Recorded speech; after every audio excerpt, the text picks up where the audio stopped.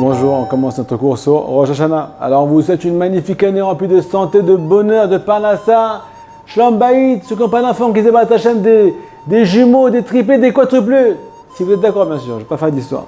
Alors, on commence Rosh Hashanah, la tête de l'année. Pourquoi la tête? Par exemple, on dit Rosh Chodesh, la tête du mois. Il faut savoir que la tête, c'est la source de tout. C'est de là que tout va se décider. Comme vous le savez, si jamais il y a un problème dans le cerveau d'une personne, eh bien, chas v'shalom, c'est tous les membres qui sont touchés. Eh oui, ça peut devenir un légume. Pareil, Rosh Hashanah, c'est la tête de l'année. C'est la source de tout. Il y a marqué dans les livres que Rosh Hashanah fait référence à l'ADN de l'année. L'ADN, on est dans la source. Ça fait aussi référence à une graine qui fait moins d'un centimètre. Dans cette graine, il y a des racines. Quand tu la plantes dans la terre, il y a des racines qui poussent. Il y a un tronc, il y a un arbre, il y a des branches, il y a des feuilles, il y a des fruits. Mais ça, on ne le voit pas, c'est dans une graine. On ne voit rien là-bas, c'est bien pareil. C'est 48 heures, elles vont passer comme du feu. C'est 2 jours qui sont complètement normaux. On ne comprend rien à ce qui se passe. Et pourtant, ils contiennent toute l'année. Nous disent nos sages, Akadosh Baruch Hu nous a fait le cadeau le plus grand. Tu vas être jugé selon ton comportement spirituel en ce jour. Ba'asher ou Sham. Alors là, il y a 2 parties. Il y a la partie des actes et la partie de la pensée. Les actes, on doit se comporter à carreau. Ah oui, tu vas t'appliquer au maximum.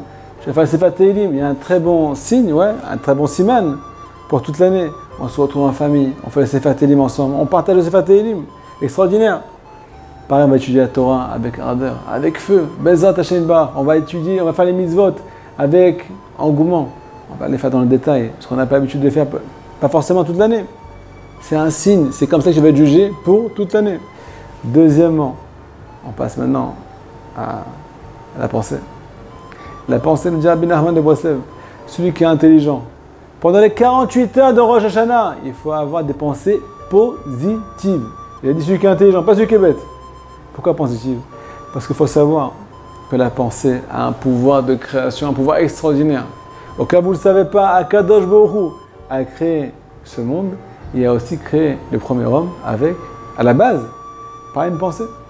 Tout a démarré d'une pensée, nous disent nos sages. Allah b'mar shava livroit ta'olam b'milat adin. Akadosh Baruch Hu a désiré, a pensé à créer ce monde avec la tribu de rigueur, Baruch Hashem.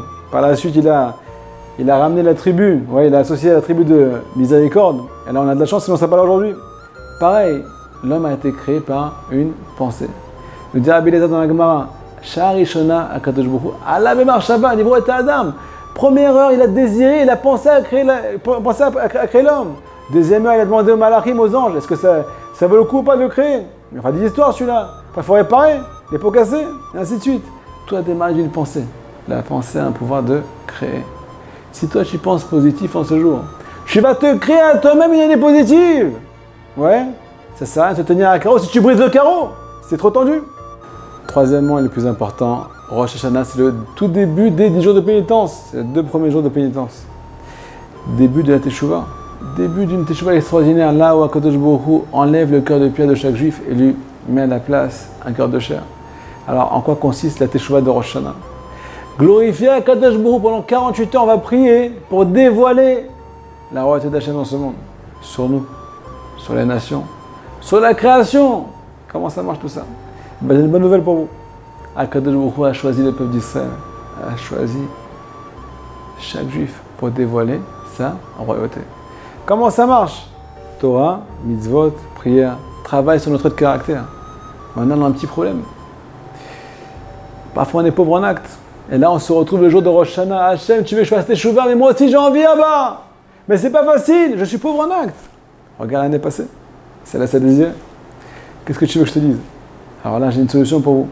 Celui qui a entendu notre cours, il n'a plus de questions. On est dans l'ADN, on est dans la source de l'année, on est dans la graine. C'est là-bas que tout se déroule. C'est une nouvelle occasion pour pouvoir changer. Tu as la possibilité de changer ton mazal, changer ta personnalité. En bien, bien entendu. Pour ça, je vais vous donner une petite parabole qui va nous aider à comprendre en quoi ça consiste. Comment on peut pouvoir agir pour arriver à cette chose-là. Alors, c'est l'histoire d'un juif. Au Hachem, ça fait 30 ans qu'il habite en banlieue. Dans un 2 pièces avec 10 enfants. Ben Porat Yosef. Il a fait la misère de Péria Vérivia avec Idour. Avec beaucoup il s'est bien appliqué. Et là, il n'en peut plus, il a envie Ça fait 30 ans qu'il a envie d'une villa. Il n'a pas l'argent. Et du jour au lendemain, il décide d'aller voir l'entrepreneur. Il lui dit, écoute-moi bien, je veux que tu me construises une villa. L'entrepreneur lui demande, est-ce que tu as un terrain? Il dit, oui, bien sûr. Alors, combien d'étages tu veux? Il dit, je veux 4 étages. Combien de pièces à chaque étage? 5 pièces à chaque étage. Ok. Maintenant vient le moment de vérité. Alors, tu as de quoi payer? Et là, le juif, il commence à tourner de l'œil. Bah, écoute, il est pauvre. Il est pauvre. Et bien, tout ça, c'est une image. Ça fait référence au peuple d'Israël, à Rosh Hashanah. Comme ça dit le Rav Erez. On arrive devant Akadosh Baruch Hu, c'est l'entrepreneur de ce monde. Il dit, Ribono Shel Olam, tu veux que je fasse tes chouvas? Tu veux que je te construise une demeure dans ce bas monde, une belle villa, avec plein d'étages, que je sois un bon juif, que tu règnes à l'intérieur de moi, que je te glorifie. Mais sache que je suis pauvre en âge, que j'ai pas de quoi payer, j'ai pas de quoi passer à la caisse. Mais il faut savoir que dans la spiritualité, le moyen de paiement, il s'appelle, enfin en hébreu, le moyen de paiement, il s'appelle kesef. Kesef, c'est le désir. Ça veut aussi dire kesef, minachon, yirsof, on désire. Pareil, l'argent, il s'appelle aussi damim en hébreu. Damim, c'est le sang. Le sang, c'est le nefesh, c'est la partie spirituelle de l'homme. Le nefesh, ça fait référence à la volonté dans les livres saints. Ce qui veut dire que le moyen de paiement, il passe par le désir. C'est comme ça que ça marche à Kadosh Baruch Hu. T'es les premiers jours de l'année, t'es au tout début, t'es dans l'ADN. Si tu désires aujourd'hui changer, si tu désires faire demain à Kadosh Baruch Hu aujourd'hui, eh bien, il suffit de désirer. Shana Tova.